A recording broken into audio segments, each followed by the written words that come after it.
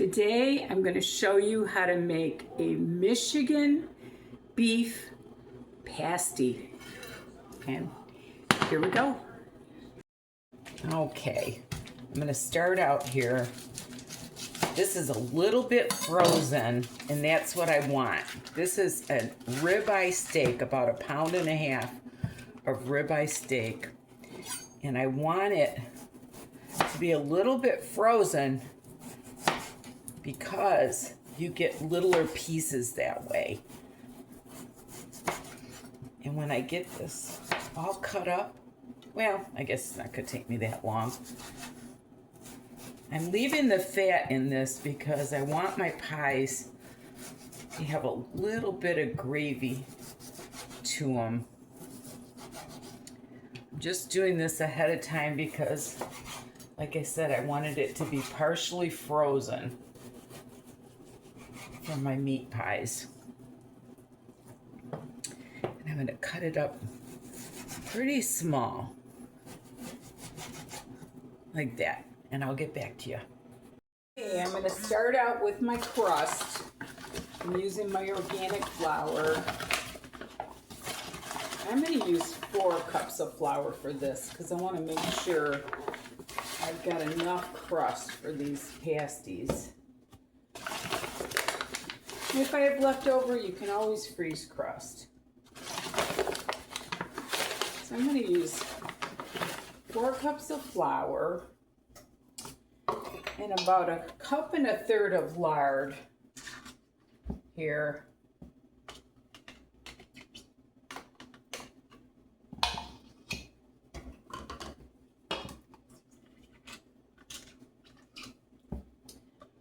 And then I'm going to add a teaspoon of salt, maybe 1.5 teaspoons of salt, because it's a lot of flour. I want the crust to have some flavor.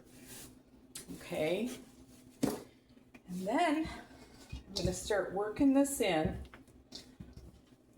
to my flour.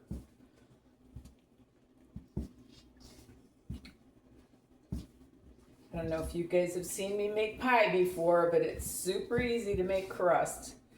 Everybody thinks it's so tough. I'm making these pasties in honor of my home state, Michigan.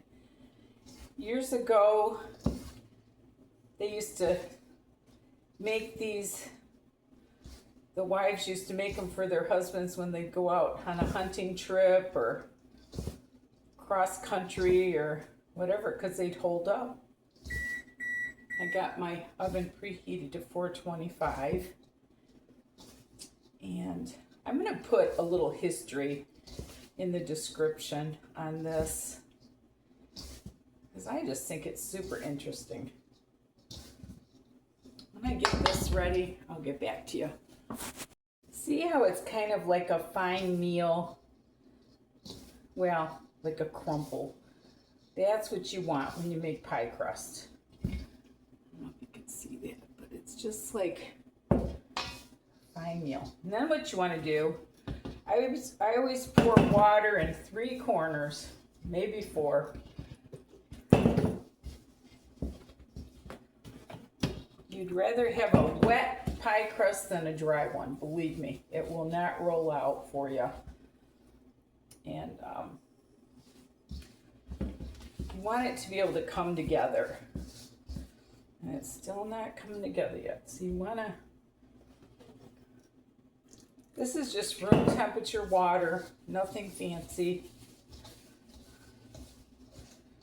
I don't normally make this big of a batch of pie crust, but I want to do 6 meat pies with this. Just be careful with the water, but just do it till it comes together. You want it to come together in a ball. See how it's coming together now? That's what you want. You don't want to overwork it because then it gets tough, but okay. I'm going to put some flour on my counter.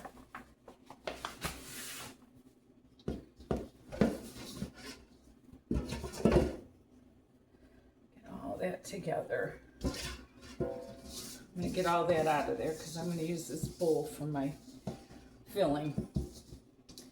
Okay. Now what I'm going to do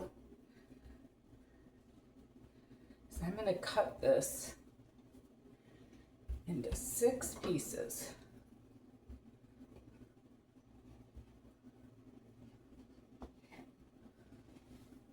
And I'm going to roll them out about a 10-inch circle. So I'm going to set these off to the side. A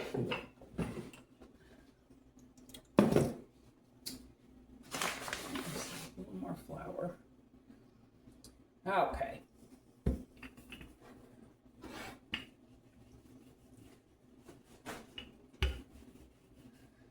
Someday I hope to have a bigger kitchen. And you don't want to make these really thin because you want it to hold those vegetables. So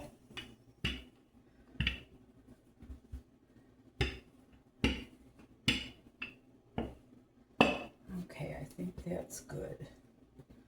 So that's one. And when I get all 6 of these rolled out, I'll get back to you. Okay, for the filling, I cut up all this meat earlier into small chunks. And what I'm going to do with the meat is I'm going to add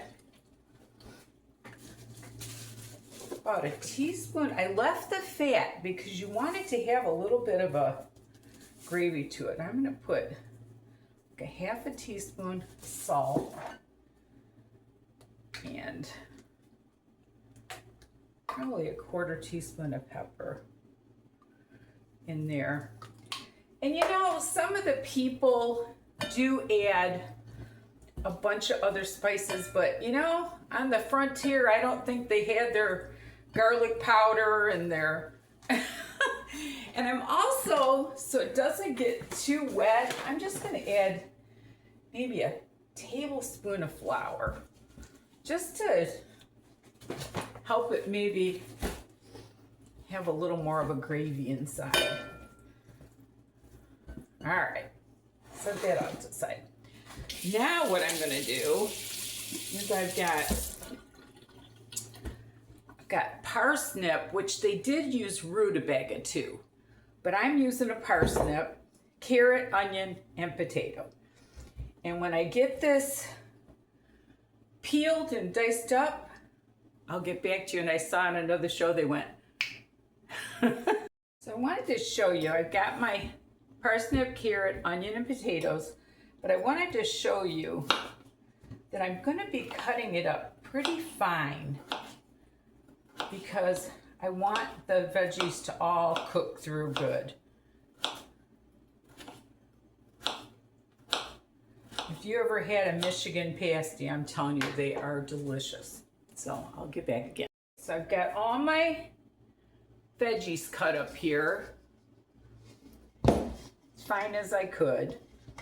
And what I'm going to do, I'm going to add a teaspoon of salt to all of it.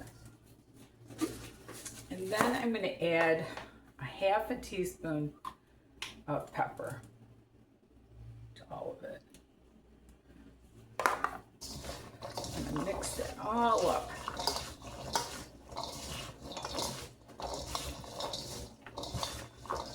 Look how pretty that's going to be, how colorful. And then I'm going to add my meat.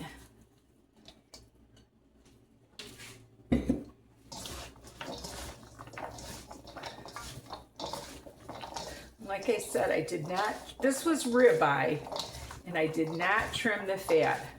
You know, we're about the only country that I've seen that worries about every little bit of fat.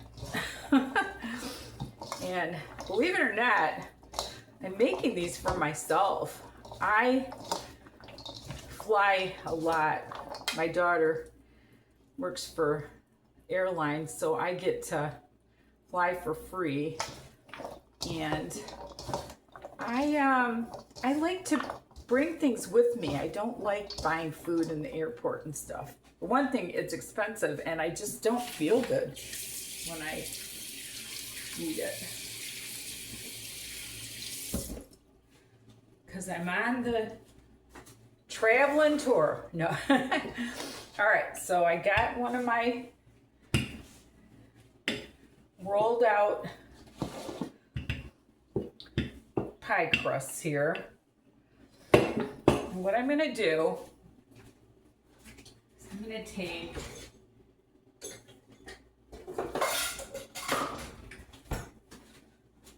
I don't know. This is a 3/4 cup, I think. See how much I can fit in there. Okay, now what I'm gonna do is I'm gonna fold that over. I think what I'm gonna do is I'm gonna wet the edge a little bit so that it adheres a little better. Because I don't want this dripping out. Oh, forgot one thing. Forgot my pad of butter. You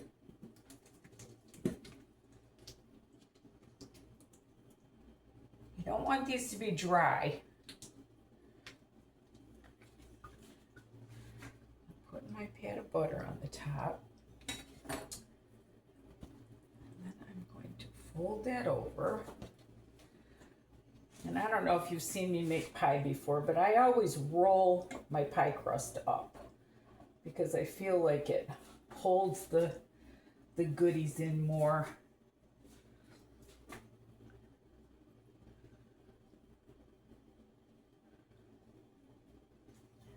Just a little bit.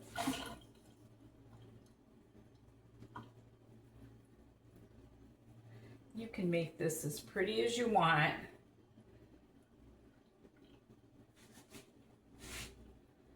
I'm just going to flute the edge a little bit. And when you do this, it kind of makes the pie crust bake a little more evenly too. Okay, then I'm going to set this on my cookie sheet with my parchment paper. And I've got an egg here.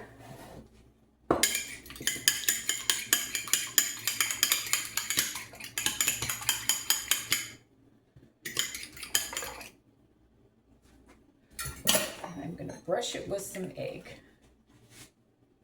just to make it pretty.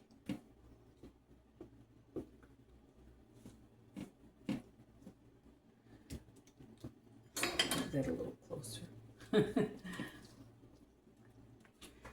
After you brush it with the egg, you want to put some slits in the top, just like a regular pie, because you want the steam to be able to come out.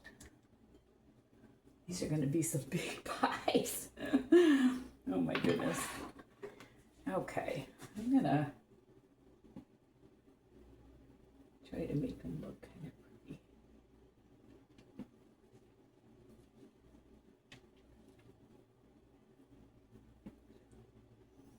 My own little design. There we go. So once I get these all done, I will get back to you. Okay, these are gonna go in. I'm gonna do 2 batches because I just think they'll bake better. So I'm going to put these on 425 for 15 minutes, and then I'm going to lower it down to 350 for about 30 to 45. Okay, these are coming out of the oven. And I baked these for 40 minutes. And look how beautiful they are. I'm going to put my other ones in. I baked them 425 for 425 for 15 minutes, and then I baked them for 40 more minutes. And I, just like my girlfriend Heidi used to say, when you can smell it, you know it's done. And I started to smell the meat, and I could tell that it was done. But like I said, you could make these any size you want. And I don't know if you've ever had boiled parsnips with butter and salt and pepper on them. It's an old-fashioned thing to eat, but they are so good. In fact, I'm going to be making a dinner with them, and I'll show it to you. But anyway, I'm going to let this cool, and we're going to cut it. Okay, we're going to cut it now to see what we got. Look at that beautiful flaky crust. And look at that meat pie. Yum, yum. And that little bit of flour, I think, worked good. You're never going to guess what I'm going to have for lunch. Anyway, thank you so much for watching. I hope you enjoyed my Michigan pasty recipe. I am going to put the history of pasties in the description and as usual, the recipe. But remember, there's nothing you can't do if you put your mind to it. And love the Lord with all your heart. Bye now.